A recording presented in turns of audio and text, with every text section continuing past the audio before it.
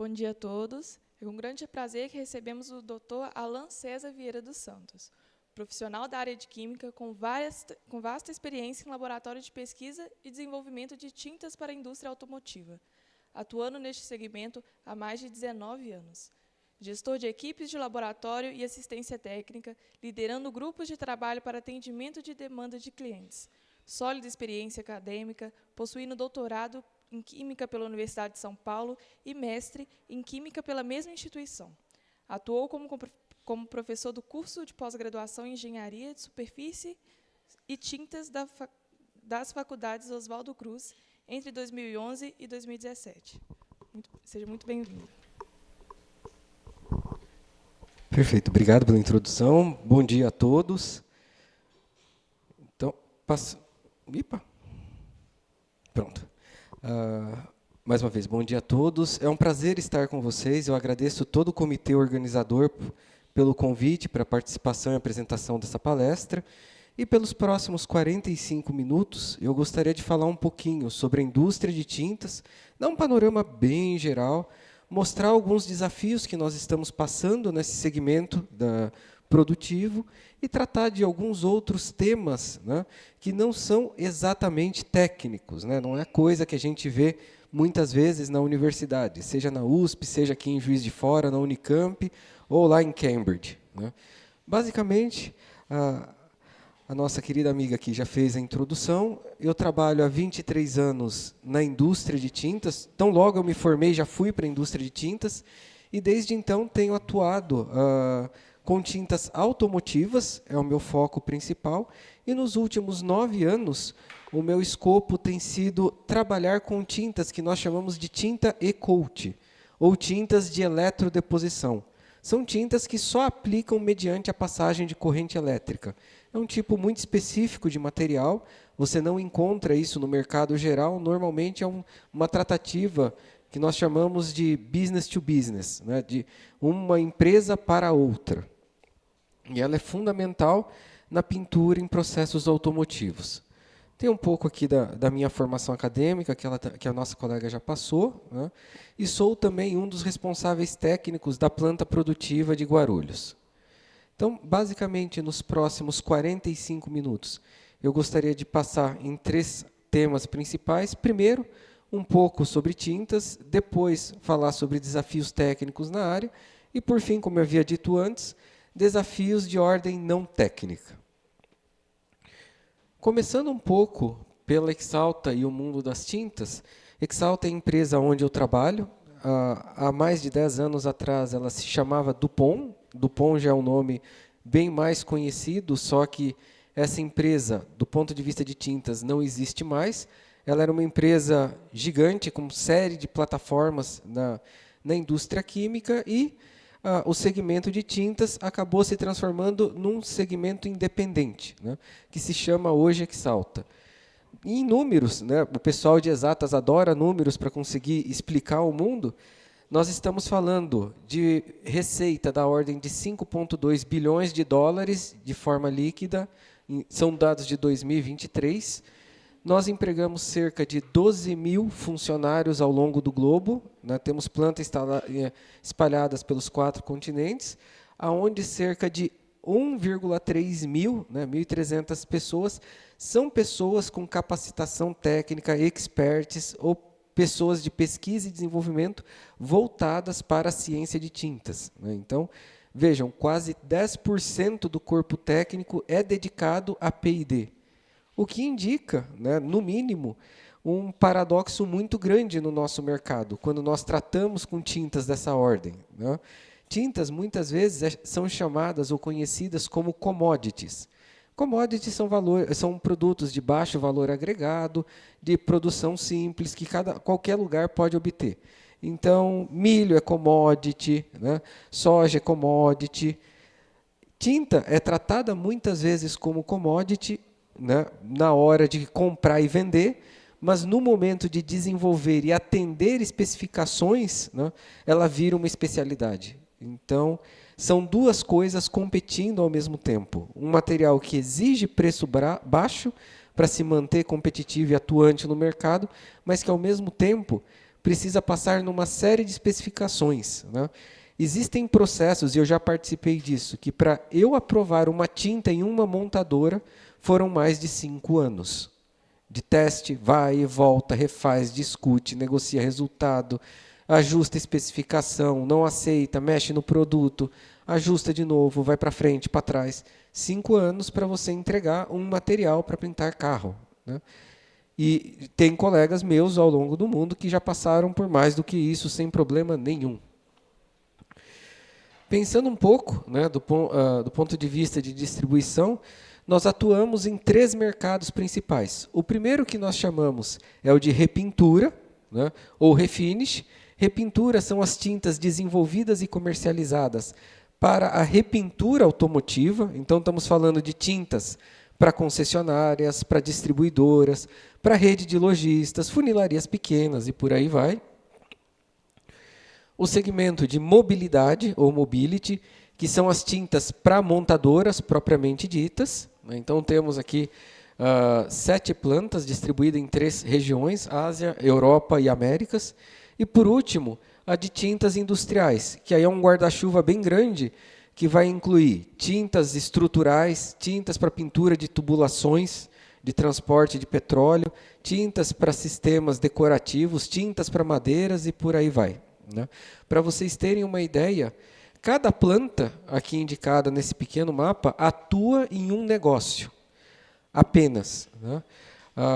As plantas que apresentam um asterisco atuam em 2 negócios e que trazem dificuldades, complexidades produtivas completamente distintas. Então, por exemplo, a planta de Wuppertal, na Alemanha, que é de mobility, também atua num segundo segmento, né? E de todas as plantas da Exalta, a única que tem os 3 negócios simultaneamente, adivinhem, tinha de ser em Guarulhos, né? Então, de todas, a maior complexidade e o maior número de desafios que a gente enfrenta simultaneamente está aqui no Brasil, lá em São Paulo, na cidade de Guarulhos. Falar um pouquinho sobre o mercado de tintas, né? O brasileiro é um dos 5 maiores mundiais. Nós adoramos pintar e nós consumimos muita tinta, né? No Brasil, há centenas de fabricantes. Esses dados que estão aqui vêm da Abrafat. A Abrafat é a Associação Brasileira dos Fabricantes de Tinta, né? É uma associação independente já com mais de 20 anos de existência, que tem como, dentre várias funções, consolidar números do setor, né? Seja para a criação de políticas públicas ou para desenvolver programas de qualidade, por aí vai, né? Ela não dá o número exato, mas ela informa que dessas centenas de fabricantes, apenas 10 concentram 75% de tudo aquilo que é produzido no país. Então, veja, temos 10 empresas grandes, né, e centenas pequenas. E eu diria para vocês que, neste grupo, se nós pensarmos na cadeia inteira, o fornecedor do pigmento, quem produz a tinta, até quem produz a tinta, muitos de vocês, cedo ou tarde, vão se envolver com tinta. É um dos maiores ramos no país, sem sombra de dúvida. Da minha época de formação, da minha sala, né, eu conto pelo menos 7 pessoas de 60 que se envolveram com tintas e estão lá até hoje. É um número considerável, né, pensando que para quem escolheu a carreira de ir para a indústria, é um número bom, né. Pensando em alguns números, né, o mercado brasileiro movimentou 224 milhões em exportações e 188 milhões de dólares em importações em 2023, excluindo tintas gráficas, que é um mercado completamente distinto. Olhando um pouco a distribuição, né, em 2023, nós podemos ver tranquilamente que a tinta do setor imobiliário ou decorativo é o maior representante desse sistema, né? Nós temos 1.407 milhões de litros, né, produzidos só para esse mercado e que é essencialmente consumido internamente, né? Um consumo muito alto. Depois, 72 milhões de litros para repintura, 33 para automotiva e 359 milhões para tintas industriais. São volumes muito interessantes, né, e representam uma parcela significativa de tudo aquilo que é produzido no mundo. Essa é uma visão geral, né, bem abrangente da indústria de tintas, é um assunto para se tratar, a parte de política, controles de qualidade, por aí vai, uma tarde inteira, acho que não vale a pena aprofundar muito. E agora, nessa segunda parte, eu gostaria de tratar de alguns desafios técnicos, né? O que as pessoas da área de P&D em tintas têm trabalhado ultimamente? Eu vou começar um pouco pela minha área, de tintas de eletrodeposição ou tintas e-coat, né? Tintas de eletrodeposição, na verdade, representam a primeira camada de pintura que uma carroceria automotiva terá ao longo do seu processo. Num processo clássico de pintura, são vários estágios, tá? E cada montadora costuma ter a sua própria tecnologia de recobrimento, mas no processo mais simplificado nós temos aquilo que nós chamamos de tinta de eletrodeposição, é uma tinta de imersão, que vai conferir proteção anticorrosiva. Depois nós teremos uma camada chamada primer, que é uma camada que já apresenta uma cor direcionável, normalmente são 3 ou 4 tons no máximo por montadora. Então, branco, preto, cinza e normalmente se tem uma cor especial, um primer azul, um primer verde, algo parecido, que vai conferir proteção à batida de pedra e vai proteger o e-coat da radiação ultravioleta. Depois, o que nós chamamos de sistema base e clear, né, que seria base e verniz, que vão conferir tanto a cor final da sua carroceria, do seu carro, quanto a proteção, né, estética e o brilho final, né, o verniz, nesse processo de pintura. Então, bem simplificadamente, é assim que se pinta o carro. E a tinta de eletrodeposição, a tinta e-coat, é a primeira camada pintada. Bom, o primeiro desafio, e aí falando de e-coat, já começa com a introdução dos veículos elétricos no mercado. E aí vocês vão me perguntar, tá bom, o que uma bateria tem a ver com a tinta do meu carro, com a cor que eu quero comprar do meu carro? Tudo, né? Essa é a importância de como as coisas se relacionam, né, do ponto de vista de tecnologia no mercado. Imaginem o seguinte, né? Quando nós temos a mudança de sistema de mobilidade, saindo de combustão, né, que é algo que já existe tranquilamente aí há quase 200 anos, passando para um sistema de baterias, o primeiro impacto tem a ver com o peso da carroceria, que vai aumentar significativamente. Então, ali alguns exemplos, né? O Audi e-tron pesa 2,5 toneladas, mais de meia tonelada frente ao Audi A6, né, que seria o modelo mais próximo, considerando as configurações.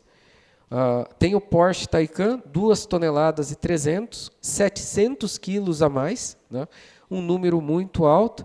E assim tem a tabelinha, não vou detalhar todos. E, de novo, o que isso tem a ver? Uma vez que nós aumentamos, né, o peso dessa carroceria, nós temos problemas para pintar o carro, né? Eu vou detalhar isso melhor agora. O primeiro desafio, né, vai estar relacionado com a cura do material. As tintas que nós usamos no sistema automotivo são tintas que secam, que curam em estufa. Em outras palavras, há uma temperatura no qual um gatilho químico é disparado e a tinta passa a reagir. Nesse processo de reação, ela forma um sistema termofixo, né, tridimensional, que é a tinta curada, a película de tinta propriamente dita. Você não vai conseguir mais removê-la com solvente, você vai ter um trabalho, é só na lixa mesmo para limpar a superfície e repintar, né? Então, esse processo de cura é muito importante. E quando o carro entra na estufa com uma massa muito maior, o gradiente de temperatura neste carro, né, se torna muito maior. E em muitas regiões, a carroceria já não vai atingir a temperatura que se dispara esse gatilho químico. Eu não vou atingir a temperatura que os agentes de bloqueio do filme são libertados, né, e com isso a tinta não vai curar, vai ficar mole, né, ou dependendo do nível, vai sair no dedo. E isso é perigoso, né? Porque imagina, a primeira camada que eu falei, que é a tinta de eletrodeposição, o e-coat, vai proteger o carro à corrosão. Se essa tinta não cura direito, o substrato, que é o carro, está suscetível à corrosão. né? E como a gente vai fazer para contornar isso? É difícil, né? Então, imagine um trilho, é praticamente isso mesmo, um trilho onde esse carro vai andar, só a estrutura metálica dele, vai entrar num túnel de vento, que na verdade é a estufa, né? E nessa estufa ela vai ter de receber o calor, o filme vai ter de curar, liberar esses agentes e sair do outro lado para as próximas etapas de pintura, né? Quando eu aumento essa massa, a cura não acontece a contento, e aí vem as estratégias. A primeira delas, né, obviamente, seria desacelerar a linha. Eu freio, faço o carro passar mais devagar, e essa troca térmica acontece da forma que precisa. E eu mato o cara da montadora do coração, porque eu diminuí a produção, né, eu vou continuar gastando a mesma quantia para tirar menos carros. Isso é inviável economicamente, né? Num setor que sente cada vez mais a pressão, né, de concorrentes e a falta de recursos, né? Energia é um recurso cada vez mais caro. Depois, né, uma outra alternativa é eu esticar a estufa, né? Isso muitas vezes não é viável, porque as plantas já estão dimensionadas no seu projeto original. Eu vou fazer o quê? Eu vou pegar um túnel e esticar até a área do refeitório da montadora? Não dá, eu não tenho mais espaço físico para isso, né? A terceira estratégia, lógico, é a pesquisa e desenvolvimento e com ela, né, trazer tintas que vão curar a uma temperatura mais baixa. Isso é parte dos trabalhos que eu tenho feito nos últimos 2 anos lá na planta de Guarulhos. Um outro problema adicional tem a ver com a complexidade da estrutura. Veja, aquela fotografia mostra exatamente um corte próximo da região de encaixe da bateria. O que nós observamos, né? Uma série de estruturas, uma série de chapas sobrepostas e colocadas que são os chamados reforços estruturais, né? Para que essa estrutura metálica sustente a bateria, que não é leve, né, e consiga transportá-la sem deformar a carroceria. Para eu pintar esta região, a tinta E-coat precisa apresentar ainda uma outra característica chamada poder de penetração, né? É o quanto mais ela vai conseguir pintar, né, de uma forma bem resumida, não é exatamente isso, mas o quanto ela vai conseguir pintar, né, mesmo com essa limitação. Porque se eu aumento essa geometria, essa complexidade geométrica, do ponto de vista de física e de aplicação de tinta, mais difícil é de eu pintar cada vez mais dentro, por assim dizer, da carroceria, nas regiões mais internas, que a gente chama de cavidades do carro, né? Então, outro desafio que a gente tem de passar. Tudo isso, né, pensando só na troca de bateria, nós temos ainda a pressão geral do mercado. Como que a gente tem de se comparar com o resto? Então, nós temos, né, a redução de pegada de O2, um menor consumo de água. Nós precisamos de disponibilidade global do produto. Antigamente, né, cada planta tinha o seu sistema de formulação, sua tecnologia, e hoje todos no mercado lutam para unificar e ter um portfólio simplificado. Então, eu produzo a mesma tinta aqui, na África, na Ásia, na Europa, nos Estados Unidos, né? E tudo isso implica em entender o processo, adaptar o processo para que nós tenhamos produtos comuns em todas as regiões do globo e, com isso, manter a nossa competitividade. Veja que não é algo nada simples. Outra coisa tem a ver com as cores, né? Aí, de novo, citando especificamente a Exalta é a única empresa que faz o estudo e apresenta um relatório anual de cores há mais de 40 anos. Ela pega todo o comportamento do setor automotivo ao longo do mundo e já há mais de 40 anos vê quais são as cores mais vendidas e as distribuições. Então, veja, o mundo em 2023, esse é o relatório mais recente, vocês podem entrar na página, baixar de outros anos, isso é livre, né, é disponível a todos. O mundo, com exceção da Europa, é essencialmente branco e preto, né? A Europa é que mudou um pouquinho, que ficou cinza, preto e depois branco na terceira posição. Mas o mundo é cada vez mais sem graça, né? Então, preto, branco, cinza, e é isso aí. Se você quiser um laranja, quiser um amarelo, um verde, isso representa, o slide aqui não é nítido bastante, né? Mas o relatório, de novo, eu falei, é aberto, e depois, se quiserem, eu posso mostrar. não representa 5% do mercado mundial, somadas, né? Então, são traços daquilo que se vende. O que é muito triste, né? De certa forma, pelo menos na minha opinião pessoal. Mas, pensando nisso, além de mostrar tendências e comportamentos, né? Porque isso não deixa de ser uma expressão comportamental de uma sociedade, né? De que maneira o químico pode usar essas informações? Primeiro, do ponto de vista de formulação. Se eu tiver que desenvolver, se eu tiver de colocar esforço, eu vou colocar esforço em desenvolver novos verdes ou um novo preto, né? Eu acho que a resposta começa a ficar mais clara e mais simples a partir daí. Além disso, né, que matérias-primas farão parte? Em muitos casos, nós temos as chamadas especialidades em tintas, por exemplo, pigmentos de efeito, que são as pérolas, que são os alumínios. Eu mesmo já passei por uma situação muito difícil. Eu não sei se todos vocês vão lembrar, mas eu creio que há uns 10 anos atrás teve um tsunami no Japão, né? E esse tsunami, todo mundo lembra porque colocou em risco o planeta por causa do acidente em Fukushima, que tinha um reator nuclear lá, todo mundo ficou com medo de ser outra Chernobyl e ter aquele série de acidentes.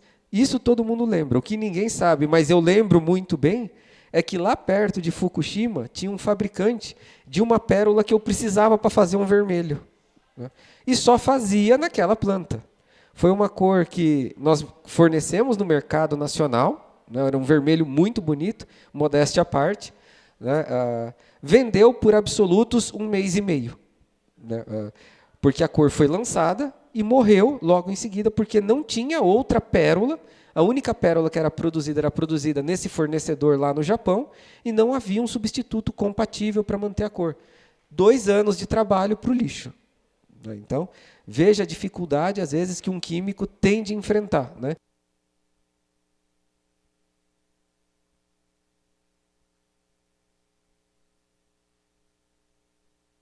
Alô? Voltou. Desculpa.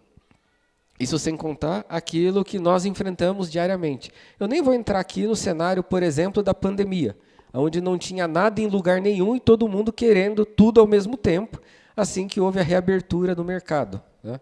Eu tenho matérias-primas que vêm da Indonésia, eu tenho matérias-primas que vêm da China, da Alemanha, dos Estados Unidos, do interior de São Paulo, dependendo do caso, e eu não conseguia nada de lugar nenhum, nem do interior de São Paulo. Eu não conseguia embalagem. Como fazer para o mercado andar de novo depois de uma pausa global como a que a gente enfrentou, né? Foi um período extremamente complicado para todos nós. E, por último, como desafio técnico, passar rapidinho, né? De novo, outra coisa que está sendo muito falada, carros autônomos. Também toda uma ciência de tintas está sendo desenvolvida para isso. Mas, de novo, o que tem a ver a cor do carro com um novo sistema de pintura? Aliás, com um novo sistema, né, de transporte, por assim dizer, né, autônomo. Muitas vezes, né, existem 2 tecnologias básicas para o carro se orientar. Uma se chama radar, ou radar, que a gente já está acostumado a ouvir, né, e o outro, lidar. Isso tem a ver com o comprimento, com a frequência em que o sinal vai ser registrado. Bom, existem sensores em diferentes partes, mas, muitas vezes, quando nós temos o sensor frontal do carro, ele vai na grade. Então, você tem uma capinha para proteger de sujidades, etc. O sensor, ele vai indicar o sensor frontal, mas, em alguns casos, o de trás, o de laterais, ele fica atrás de partes plásticas, né? Ou, dependendo do design do carro, esse da frente também vai ficar oculto, atrás do emblema da empresa ou algo parecido, né? E a tinta vai gerar um padrão de interferência. Do ponto de vista prático, qual o impacto disso? Uma tinta que é completamente transparente, vamos colocar dessa forma, né, a 60 km por hora, vai fazer com que a distância de detecção seja menor do que a distância de frenagem. Mas, dependendo do tipo de tinta que você está considerando, né, no cenário B, a distância de detecção, nesses mesmos 60 km por hora, vai ser menor do que a distância de frenagem. Olha o perigo disso, né? Em outras palavras, o carro só vai detectar a pessoa depois que ela tiver sido atropelada, né? Então, não parece ser uma boa proposta do ponto de vista de segurança pública, né? Todo mundo tem toda uma ciência envolvida, né, para assegurar. Lembra que eu falei o processo de pintura básico? Como é plástico, não vai e-coat, né, mas nessa estrutura plástica vai primer, base e verniz. De que maneira a gente otimiza camadas e fórmulas para reduzir esse padrão de interferência e assegurar uma condução cada vez mais segura ou com detecções cada vez mais distantes. Esse é o desafio para muitos colegas meus lá fora. E aí, por último, né, já estamos chegando quase ao meu tempo limite aqui da palestra, falar sobre outros desafios, né? Eu vejo pelo grupo que está aqui presente, que são pessoas novas, são pessoas que estão estudando, que são pessoas que estão prestes a entrar no mercado de trabalho, e muitas vezes, e isso aconteceu comigo, né, há seus 30 anos atrás, não vou dar muita idade exata por uma questão óbvia, mas há 30 anos atrás ninguém falava nisso, e eu imagino que hoje em dia nas universidades continue não se falando, né, que é a introdução do profissional no mercado. Nem todos vão para a área acadêmica, normalmente é uma fração pequena, né, que fica para mestrado, doutorado, que vai querer viver o ambiente da universidade para o resto da vida, né? Nem todos vão para a área, vou colocar assim como magistério, que é para a área da educação, ir para uma escola, ser professor de química, ser profissional nessa área. Muitos vão querer ir para a indústria, né? Alguns poucos, né, vão querer abrir a famosa fabriquinha de detergente, sabão e afins, né, e ser o empreendedor. E que eu também não recomendo, porque o índice de falência é altíssimo, tá? Só para constar. De qualquer forma, ninguém prepara vocês, ninguém comenta nada sobre como começar a carreira e os principais desafios que vocês terão daqui para frente. Então, cálculo 1 foi triste, né? Química orgânica 3 foi um terror, mas conseguir um emprego está num novo patamar. Tá? E é sobre isso que eu queria falar nesses últimos minutos. Como eu falei lá no comecinho, né, a indústria de tintas é uma das que mais vai empregar químicos nesse país. Então, passar algumas dicas, algumas recomendações para vocês. Olhando esse trabalho aqui, né, esse estudo divulgado pela CNN Brasil, está disponível também no link. Veja só o tamanho da encrenca, né, que este grupo, se todo mundo for de química aqui, que eu imagino, né, que seja a grande maioria, né, vai enfrentar. Alunos formados e trabalhando na área. As 7 primeiras posições não tem química. Eu olhei até a 20ª, acho que não estava também. Tá? Alunos formados e sem atividade remunerada. Entenda-se por recém-formado e desempregado. Tá? Químico na 6ª posição com 22%. Ou a pior coluna, que é a terceira. Né? Aqueles que estão fora da área de atuação. Os químicos representam quase 40%, e os engenheiros químicos lideraram a posição com 55%. Eu sou um engenheiro químico trabalhando em banco, trabalhando numa construtora, trabalhando em um outro lugar que não é para desenvolver o nosso país na indústria. Na verdade, particularmente falando agora, né, nós estamos passando por um processo de desindustrialização seríssimo, e isso é extremamente preocupante. Eu vejo isso todo dia lá na empresa, um lugar que fecha, outro lugar que fecha, e vai virar o quê? Ou é condomínio ou terreno baldio. Então, não vai virar outra indústria. E isso é muito triste. Tá? Particularmente, eu digo isso. Então, se nós juntarmos os números, né, facilmente, pensando só em química, de todo mundo que está aqui, a metade ou vai estar desempregado ou fazendo outra coisa depois do curso. Não parece muito animador, né? Mas aí eu quero trazer algumas recomendações, algumas sugestões para enfrentar esse mercado tão inóspito, por assim dizer. A primeira coisa, né, e isso eu digo por experiência própria, houve um processo de recrutamento. Isso aqui está divulgado no próprio LinkedIn, quem for lá e procurar a página da Exalta, eu acho que ainda está lá, não tiraram ainda. O funcionário já foi contratado. Acabei de receber, antes de vir para cá, o aviso de que ele aceitou a proposta, então, teoricamente, dia 2 ele começa lá no laboratório com a minha turma. Né? Mas essa era a informação básica que estava no descritivo da vaga. Então, a primeira coisa que vocês precisam ver, né, literalmente, ler o anúncio da vaga. Verdadeiro show de horrores quando a gente vai começar o processo seletivo. E eu já vou dizer o porquê. Tá lá. Atividades. Eu vou só passar bem rapidinho, porque não está muito legível. O funcionário será responsável por atividades de pesagem, moagem e aplicação de tintas e-coat. Realizará ensaios de rotina, trabalhos de homologação de tecnologias, investigação de reclamação de clientes, atuará em projetos de desenvolvimento de novos produtos e soluções ao mercado brasileiro. Primeira informação que não está escrita aqui. Ele vai ser um faz-tudo, né? Que não está lá só pesquisa e desenvolvimento, ele vai tratar de qualidade, vai lidar com o cliente, vai para campo, vai para tudo, né? E depois, formação acadêmica de nível superior, bacharelado em Química, com CRQ ativo. Eu não vou aceitar farmacêutico, eu não vou aceitar médico, eu não vou, mas sempre tem alguém fora da área que se inscreve, né? Queira ou não, perto daqueles potenciais, você monta, né, um entulho de currículos que metade você já vai descartar na primeira batida de olho. Esse é o grande problema, né? Outra coisa como requisito, inglês. Nível avançado fluente, né? Em algum outro lugar aqui está mostrando que a pessoa, né, vai atuar na planta de Guarulhos. Então, o Google Maps mostra onde está Guarulhos. Coisas que eu enfrentei no processo seletivo. A pessoa passa no inglês, né, chega lá, faz a entrevista, demonstra um bom comportamento, e a hora que eu falo, é para começar em Guarulhos. Ah, é muito longe.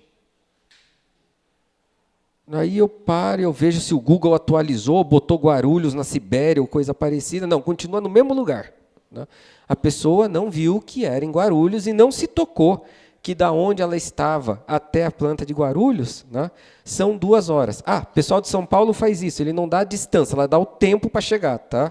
Então a gente não fala que daqui até ali são 5 quilômetros, fala que é meia hora, 40 minutos. Tá? É o único jeito da gente se orientar por lá. Ela não se tocou, essa pessoa, de que ia levar 2 horas para chegar. O que em escala de São Paulo não é bom, mas está dentro da normalidade, tá? Não se assustem. Ok.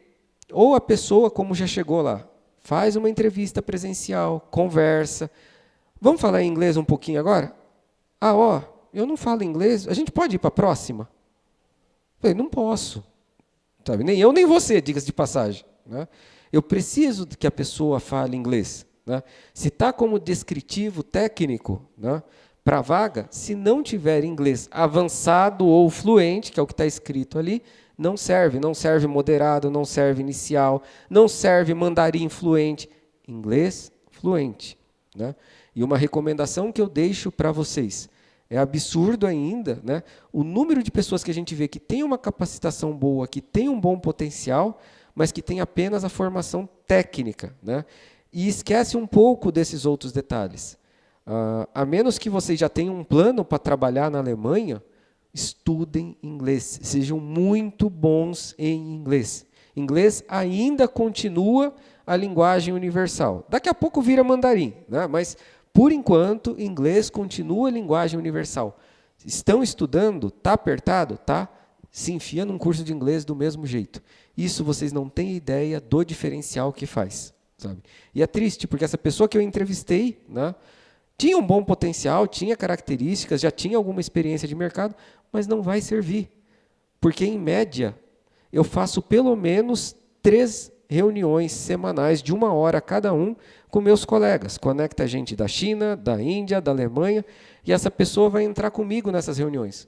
Como é que eu vou discutir os assuntos globais da companhia sobre coach com uma pessoa que não vai estar entendendo o que está ali do outro lado? É o dobro do trabalho. Não serve, né? Então, isso é um problema seríssimo. As pessoas, às vezes, eu sei porque eu já passei por isso, às vezes fica ansioso e fala, ah, eu vou tentar, vai que dá certo, né? Não dá, né? E mesmo se você tentar mentir, normalmente, nessas empresas de maior porte, existe alguém de RH olhando o processo. Ela vai avaliar se a pessoa está mentindo ou não, as posturas, como você está se comportando frente a perguntas difíceis, e por aí vai. Então, 2, prepare-se para a entrevista, conheça a empresa e seus valores. Muitas vezes a pessoa se candidata, mas ela não se dá ao trabalho de entender um pouco da vaga quando é chamada para a entrevista. Eu não estou nem falando de entregar o currículo, que às vezes a gente entrega mesmo, mas você foi chamado para uma entrevista, né? A primeira coisa que você tem que fazer, valer sobre a empresa. O que ela faz, o que ela considera importante, o que ela coloca como meta. Se você conhece alguém que trabalha no lugar, conversa com essa pessoa, até mesmo para você saber se aquilo tem a sua cara, né? E isso é seríssimo. Porque muitas vezes as pessoas acabam, se são contratadas, acabam desanimando muito cedo. E isso é um dispêndio de energia dos dois lados muito grande. Porque às vezes você esperou 6 meses para ser empregado, isso é um tempo razoável de mercado, tá? Você passar 6 meses desempregados logo depois que você se forma. Então não se assustem, tá? É parte do processo, até vocês conseguirem o seu primeiro emprego, tá? Se você estiver pensando em indústria, mas você às vezes levar 6 meses para ter uma experiência de outros 6 e descobrir que era melhor ter ficado em casa. Então, às vezes não bate. Existem empresas que são extremamente competitivas internamente. Sabe? Você entra num campo de batalha, e isso é mentalidade da empresa. Essa postura mais agressiva. Se você é do paz e amor, ou eu quero viver no meu cantinho, tocar as coisas numa boa, você não está errado, mas você não encaixa nisso. Né? E quando você tenta se encaixar, vai ficar aquela coisa instável. 6 meses depois você está surtando. Né? Foi-se 6 meses da tua vida, foi-se um tempo de aprendizado que você perdeu, foi-se a energia da empresa para te contratar, para te treinar, para dali 6 meses, quando você começa a dar resposta, você vir para mim e falar, eu não quero mais isso, eu não aguento mais isso. Então, tentem entender um pouco da onde vocês vão parar, né? E seus valores, os valores da empresa, ver se isso está relativamente alinhado. Né? Terceiro, a entrevista virtual é tão importante quanto uma entrevista presencial. A gente não tem, né, pelo menos a Exalta, e eu acredito que empresas grandes não tenham mais se limitado a chamar a pessoa para fazer uma entrevista pessoalmente. Né? Essa pessoa que está sendo contratada, que eu comentei com vocês agora há pouco, foi contratada através de um bate-papo de meia hora via Microsoft Teams. Né?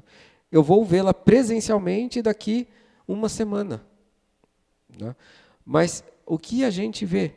Pessoas que não se prepararam mesmo para uma entrevista virtual. Né? É um processo formal. Você pode se vestir de qualquer jeito na sua casa. Né? Mas para uma entrevista não apareça de regata, chinela havaiana e bermuda. Né? Existe uma certa formalidade, existe um certo ritual nesse processo, né, que vai trazer informações para você. Provavelmente, se você fosse para a área de marketing, regata tivesse tudo bem, né? Mas lá provavelmente não estará. Né? Então, se você iria para uma entrevista com uma camiseta polo, que nem essa que eu estou usando, e calça jeans, lindo, maravilhoso. Tá? Já traz indícios. A forma com que você se veste, a forma com que você se senta, a forma com que você se expressa, o português que você usa falado, ou escrito, dependendo do caso, tudo isso é analisado e vai dizer respeito a você. Né? Então, isso é importante. Não tente se ajustar à vaga. É a 4ª condição. E eu acho que aí, nessa altura do campeonato, isso já está mais claro. Né? Porque, no final, sofrem as duas partes. A que gastou o esforço e vai ter de recomeçar o processo. Né? E aquele que tentou entrar e, no final, não se realizou, não encontra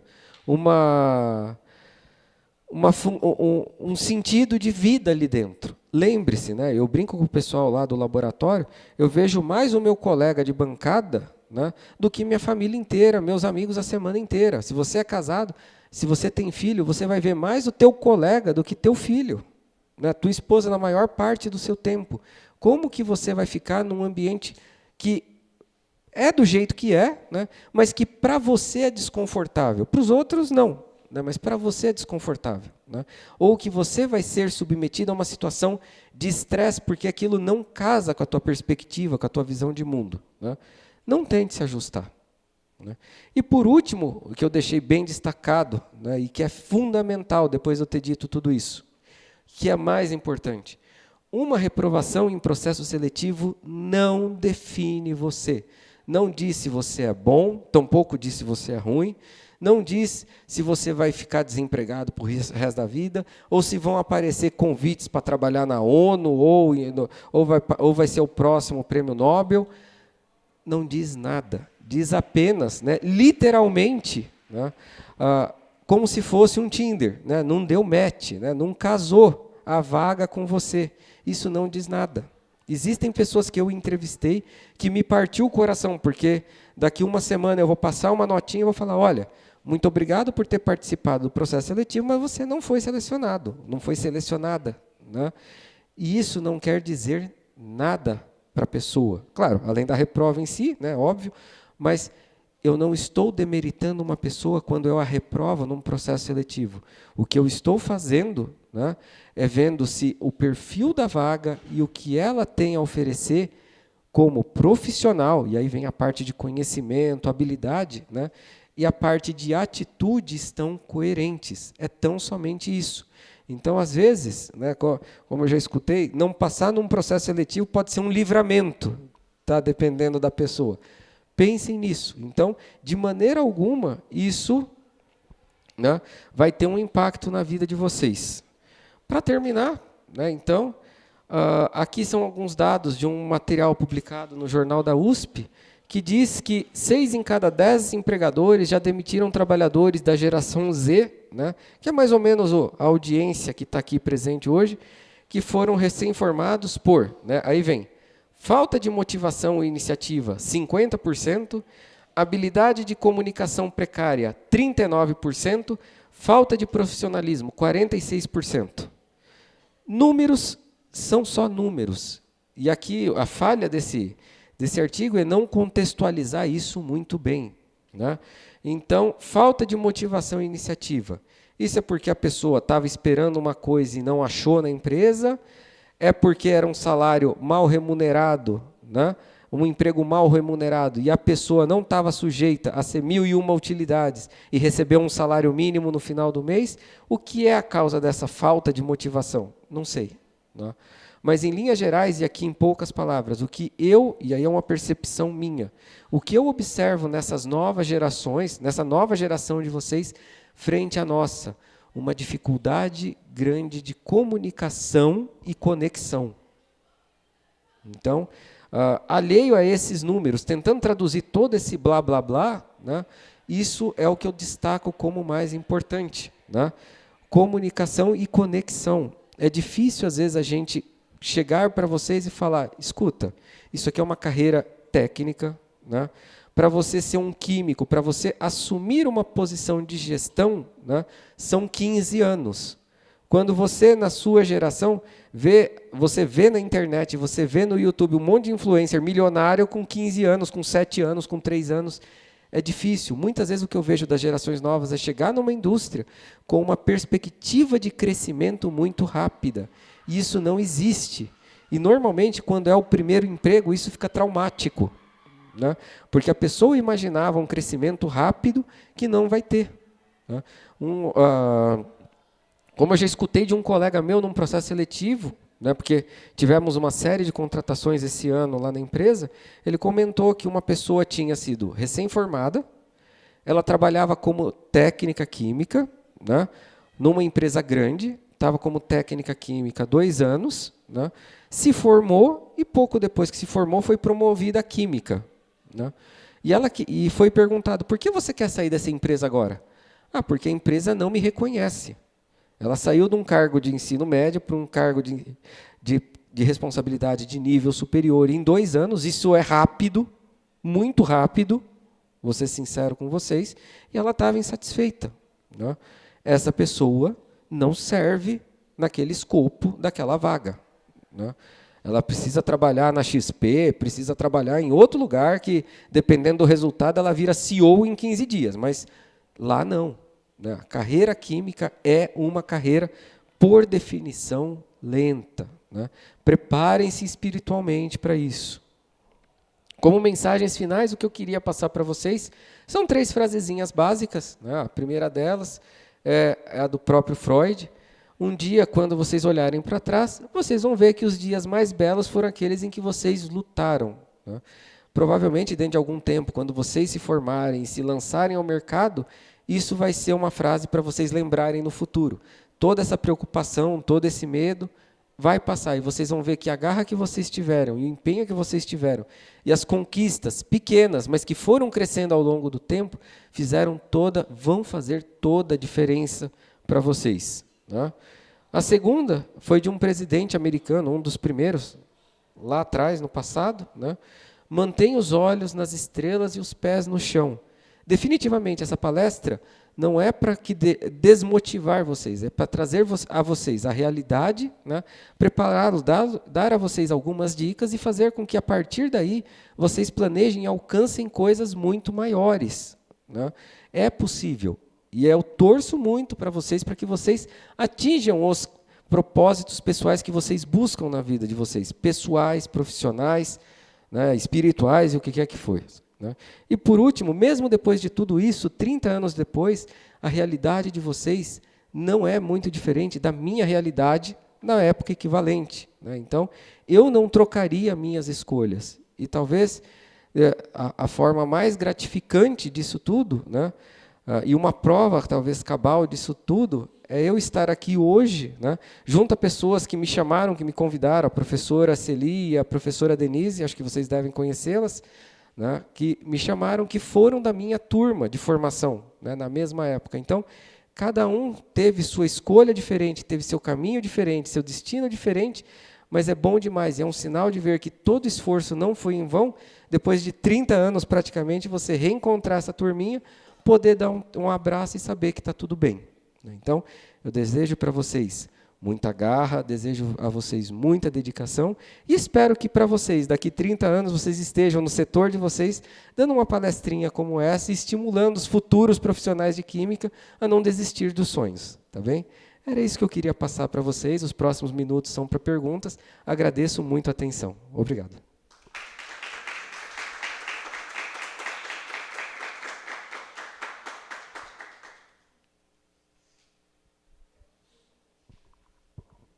Perguntas? Como é que faz com o microfone agora? A câmera pega? Eu acho que o seu projetado dá para ouvir direitinho, né? Dá. Na sua formação, você se formou em bacharelado com atribuições tecnológicas. Aí aqui, as atribuições tecnológicas não são inclusas no currículo, mas a gente pode dar um jeito assim, de puxar matérias para cumprir os requisitos do CRQ.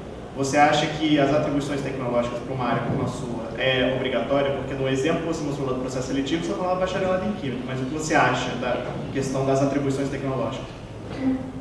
Quanto melhor preparado você estiver para aquilo que você quer fazer, melhor. Tá? Então, ter atribuições tecnológicas, se você quer ir para a indústria, é um diferencial, é bom. Né?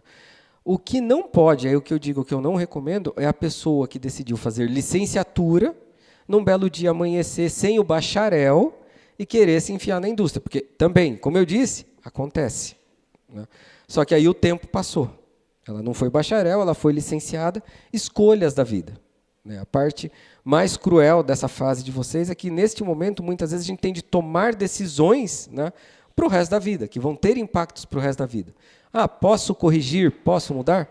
Posso. A um custo muito mais alto do que no custo que vocês têm agora de formação pessoal. Né? Então, ter atribuição tecnológica é bom, mas não é fundamental, essencial. Do mesmo jeito que você não precisa ter mestrado, não precisa ter doutorado, não precisa ter nada. Você precisa ter uma boa formação, e isso eu tenho certeza que todos aqui estão tendo, não tenho a menor dúvida, né? E depois seguir com empenho, ir se adequando, ir se adaptando, ir crescendo conforme a cultura da empresa e se preparando melhor, conforme o seu cenário, que vai começar a ficar mais claro com o passar do tempo. O que mais? Eu não sei se você chegou a falar no início da palestra, mas a questão da indústria do químico na indústria de tintas, qual área que ele mais explora? É orgânica, analítica, físico-química ou é mais geral assim? Ela é uma ciência que a gente não tem aqui na faculdade. É algo que foge muito. Vocês precisariam ter um pouco de... Vocês têm curso aqui de polímeros? Deve ser uma disciplina optativa em algum canto do currículo, provavelmente. Sabe? É um pouco disso que você vai... Quer dizer, se você tivesse muito disso, ótimo seria. Né? Mas parte daí. Né? Porque nós começamos a tratar de macromoléculas. Então, esse negócio de Diels-Alder, esse negócio de fotólise autoinduzida por... vai ser muito mais genérico do que isso. Né? E aí, uma das perguntas que eu gosto de fazer, e que eu já vi outros profissionais fazendo, né, é como você descreve, numa entrevista, como você descreve um laboratório que você vai trabalhar aqui? Né? Uma vez fizeram uma pergunta dessa para uma indústria, e aí você conhece os colegas, cada um foi para um lado e vai batendo papo a respeito. Essa pergunta foi feita uma vez numa empresa que trabalhava com produtos de limpeza, mas não era uma empresa pequena, era uma multinacional mesmo, grande porte. E a pessoa começou a descrever, não, vai ter cromatógrafo. Eu imaginei, eu falei, gente, né, coisa linda, é a NASA. Né? E no final, a recrutadora falou, tá, e se eu falasse para você que você vai trabalhar na divisão de detergentes, né, e o que você vai ter é uma sala com 10 máquinas de lavar, vertical, horizontal, lava e seca, é isso que você vai ter de trabalho, uma balança e um monte de produto para misturar. Então, é a perspectiva e realidade. Essa pessoa provavelmente, né, deve ter sido desclassificada do processo seletivo, eu não cheguei a perguntar, porque ela não tinha a visão da onde ela ia se enfiar. Então, imagina, o que o recrutador está vendo nesse momento? A pessoa está imaginando uma coisa de alta tecnologia, com equipamentos grandiosos, né, aonde vai fazer um trabalho que, de repente, vai dar um Nobel de Química para ele. E não vai. Ele vai ter máquina de lavar, vai ter uma balança analítica, vai ter a vidraria básica de laboratório, em alguns casos nem isso, né, e bora. É isso que você vai encarar. Você vai comparar matérias-primas, vai ver se matérias-primas a custos diferentes têm desempenhos diferentes, se o preço a mais que você está pagando por uma determinada matéria-prima faz sentido ou não. Você vai caracterizar esse material para ver se você não está comprando gato por lebre. Né? Então, esses são cenários. Numa indústria de tinta, se alguém te fizer essa pergunta, né, você vai ter uma bancada, tinta de tonelada para você se divertir, é o que você vai mais ter na sua vida, né? E instrumentos simples. Viscosidade, por exemplo, em tinta, né, você não vai usar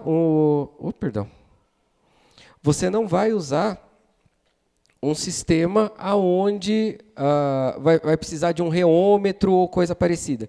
Em alguns casos muito particulares, sim, né? Mas muitas vezes você vai usar o que nós chamamos de copo, que é literalmente um copo com formatos diferentes e um furo embaixo. Você joga a tinta, tampa, solta o dedo, cronometra, tua tinta tem 20 segundos de escorrimento. Isso é como você mede viscosidade em 99,9% das operações numa fábrica de tinta. Ah, eu preciso ver uma relação de catálise. Você pega uma lata de tinta, joga a sua tinta, enfia uma régua em pé direitinho, vê quanto deu, faz as contas de quanto precisa de catalisador, joga catalisador até a altura da régua da relação de mistura que você precisa. Acabou. É assim que faz lá, é assim que faz na lojinha de repintura que vai pintar o para-choque lá do Fusquinha. Tá? Então, assim, são coisas muito rudimentares, o que nos chama atenção para aquilo que você vai ter realmente disponível como recurso, né, para se trabalhar. Não sei se eu respondi sua pergunta. Tá bem. Perguntas? Alguém mais? Por favor. Eu queria saber se você acha que hoje em dia está escasso o emprego na indústria, tanto em questão de tintas quanto em outras, metalurgia, produtos de limpeza, se há uma escassez ou não, se há possibilidade de conseguir emprego com certa facilidade. Certa facilidade, eu diria que não. Né? Como eu disse há algum tempo, né? O mercado, o país tem passado por um processo de desindustrialização. Então, claro, sempre vai ter vaga para um químico, né? E sempre vai haver oportunidades, né? Onde quer que seja. O que pode acontecer no futuro é você não medir mais o pH de uma tinta de eletrodeposição, mas medir o pH do leite da vaca, sabe? Porque o Brasil está virando uma grande roça, sabe? Para café, para soja, tem seu lado positivo. Isso não é uma crítica, né? Mas o que eu vejo é um mercado agrícola, pecuarista crescendo, o que é bom e que deve continuar, mas um setor industrial que sofre, né? E sofre de N maneiras. A principal, talvez a mais significativa delas, né, é a competição vinda de outros países lá fora. Normalmente o pessoal cita a China, mas a China é só um exemplo de vários, né, onde processos se tornaram mais eficientes, né, e custos se tornaram mais baixos. Se a gente para pensar numa montadora, é muito comum você perder uma cotação com uma diferença de 1 centavo de real no litro da tinta. Esse é o nível de disputa. Isso não quer dizer que a sua tinta... De novo, a mesma história do RH, não quer dizer que a tua tinta é ruim, que você não fez um bom trabalho, etc, etc, etc. Mas, às vezes, a forma com que a matéria-prima foi negociada, a quantidade que você tem disponível localmente, o teu recurso logístico. E, veja, nada disso está no teu controle, né, como químico, te fez chegar a essa fórmula com este preço, né? E você vai perder essa cor. Você vai perder esse material por causa de 1 centavo de diferença. Esse é o nível de disputa, o nível de briga que a gente enfrenta quando está, né, no mercado automotivo, que é um dos mais competitivos do mundo. Então, oportunidades tem. É um setor que está crítico, sim, né, mas isso não pode ser um motivo para que você desanime ou não deixe de correr atrás. Porque tem sempre alguém aposentando, alguém desistindo, falando que vai viver da arte dele na praia, alguém que não quer mais, sabe, decidiu mudar de área, e precisam de pessoas. Nós precisamos de pessoas. E nós precisamos principalmente de pessoas preparadas, né, que, com certeza, essas pessoas que virão, né, elas serão multitarefas, que isso é o que acaba sendo exigido, né? Eu não posso pensar que eu vou entrar na indústria e vou lidar só com a parte de formular. Muitas vezes vai vir uma reclamação de cliente e eu tenho de estar pronto para entender o problema, né? Propor uma solução para o cliente. Ou reformular o meu produto para corrigir aquela deficiência, uma vez que eu identifico o que está causando essa falha. Então, tudo isso é muito importante, né? Mas o fato do mercado estar relativamente restritivo não pode ser um motivo para você desanimar. Tá? Perguntas?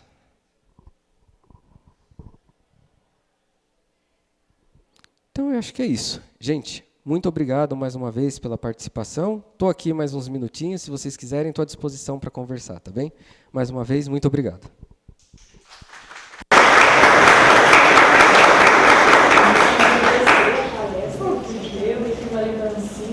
Muito gentil. E a gente se dá lista. Eu vou pedir para o senhor escolher um número. Um número. Para a gente dar uma lembrancinha também. O melhor foi o senhor, né? Não me lembro Foi o disso. melhor. Sabe o que apareceu? Cabelos brancos? O número de 1 Esse número aqui, ó. a 23. Gabriel Reis Lamos. Ó. Parabéns.